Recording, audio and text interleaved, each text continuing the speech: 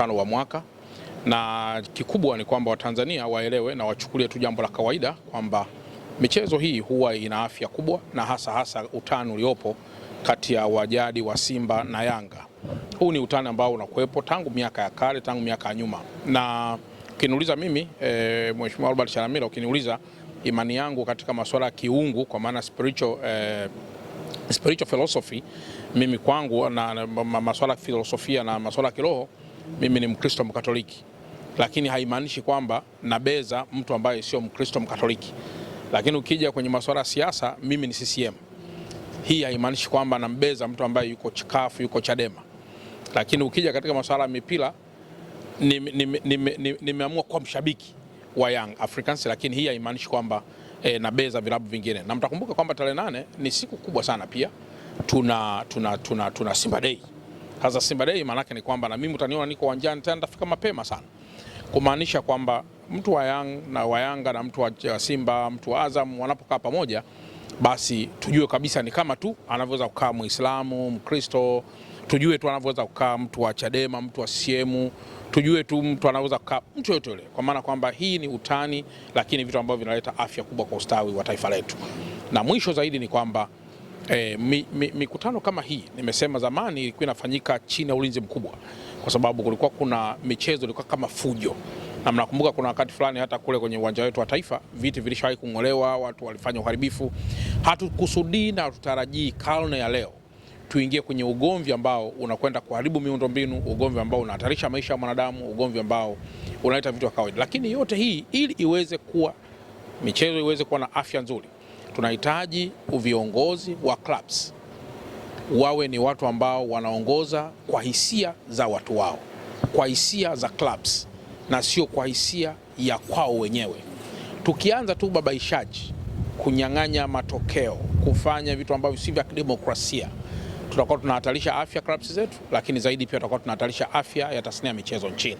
Kwa nitoe wito kwamba hiki ambacho tumekiona leo kwa Young Africans ndio tutarajia kukiona pia katika clubs zingine zote. Sio afya kwa wajumbe na kwa wanachama kuanza kupishana makelele, kisa uongozi, kisa mapato, kisa vitu vingine vya namna hiyo. Tujenge clubs ambazo zitakuwa ziko nzuri katika kiwango cha kushiriki mashindano yoyote ya Afrika na hata duniani. Leo ukimuuliza rais wa FIFA aseme I know Young Africans. Ukimuuliza rais wa FIFA aseme I know Simba. Ukimuuliza rais wa FIFA aseme naifahamu Azam. Ukimuuliza rais wa CAF aseme naifahamu Yanga. Ukimuuliza rais wa CAF aseme naifahamu Simba. Ukimuuliza rais wa CAF aseme naifahamu Azam na naifahamu clubs zote zile ambazo ziko katika ukanda wa taifa letu. Hiyo itakuwa ndio sifa kubwa sana ya clubs zetu, kabla sijataja uongozi wa TFF ambao ndio mlezi sasa mama katika clubs zote ndani ya taifa letu. Sasa mheshimiwa, umezungumza jitihada ambazo anafanya Daktari Samia Suluhu Hassan kuhakikisha michezo inaenda mbele, na sisi ni waandaaji, miongoni mwa waandaaji wa mashindano ya AFCON. Umezungumza issue ya viwanja. Tumeona baadhi ya mataifa yameandaa AFCON, baada ya kumalizika AFCON viwanja vyao vyote vimegeuka kwa magofu na majani yameota kwenye pitch. Neno lako kwa Yanga, umesema pale mna mpango wa kutouch viwanja hivi na vilabu vyetu. Yanga wana mpango kutengeneza uwanja. Watu wakasema kama mheshimiwa tujamuelewa vizuri, hebu waeke sawa. Hoja yangu ya msingi ni kwamba kwa mfano ukienda Cameroon walishawahi kupata nafasi ya kuandaa mashindano ya AFCON. Sina kumbukumbu nzuri, lakini kama miaka 7 miaka 8 iliyopita. Na walitengeneza viwanja vingi sana. Na ukiangalia ukanda ule wa West Africa, nchi kama Cameroon na nchi kama Senegal, nchi kama Senegal, nchi kama zote ni nchi ambazo ukiangalia vizuri sana timu za taifa zina nguvu kubwa sana, lakini bahati mbaya sana hawana clubs ambazo kama sisi hizi tulizonazo, na wanapokuwa nazo zinakuwa hazina nguvu kama ambavyo sisi Tanzania ni vice versa. Hizi clubs zinakuwa zina watu wengi sana pengine kuliko timu ile ya taifa.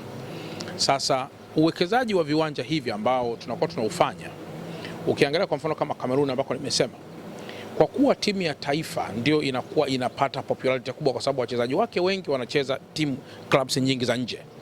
Maana yake ni kwamba ili uweze kuwa na michezo inayowakutanisha timu ya taifa, maana yake inabidi uwe nayo mara kwa mara ili viwanja viwe na tija. Tunasema return to investment.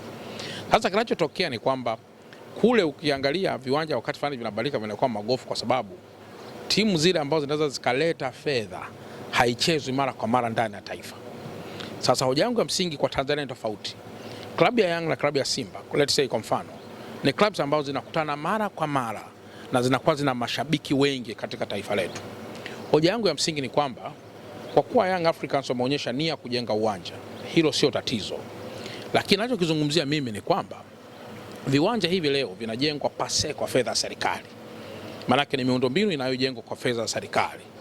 Hasa ukiangalia ni kwamba viwanja hivi baadaye vinahitaji treatment ya nyasi, vinahitaji umwagiliaji, vinahitaji umeme, vinahitaji miundombinu yote iwe safi. Sasa tunapokuja kuzungumzia return to investment tunamaanisha nini? Kwamba namna gani sasa serikali itakuwa na hiyo fedha muda wote wa kuweza kumaintain hizo viwanja vyote kila wakati. Ndio tunakuja tunasema kwa kuwa sasa serikali inajenga yenyewe kwa fedha zake, basi ni muda mwafaka kwenye operations kwenda kwenye PPP, kwenye operations. Kwa maana namna sasa kuviendesha viwanja hiyo kwa mfumo wa ubia kati ya serikali au wizara ya michezo na clubs ambazo ziko serious katika taifa letu. Kwa mfano ukasema Azam mna uwanja wenu, lakini tushirikiane uwanja wa taifa wa Arusha. Yanga mna uwanja wenu, lakini hebu tushirikiane, chukueni kiwanja kimoja labda cha Gymkhana ambacho kitakuwa ndio kiwanja mama cha mazoezi yenu.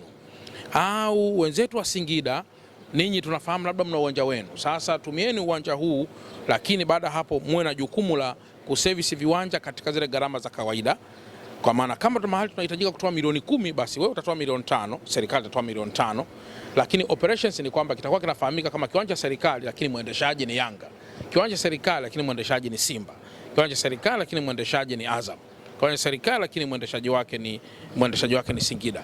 Yote hiyo ni kwamba ni kugawana gharama, na hasa katika kipindi ambacho sio msimu wa kuweza viwanja kutumika muda wote na kuweza kupata fedha za viingilio vya watu ambao wanatumia viwanja hivyo. Shukrani. Asante sana.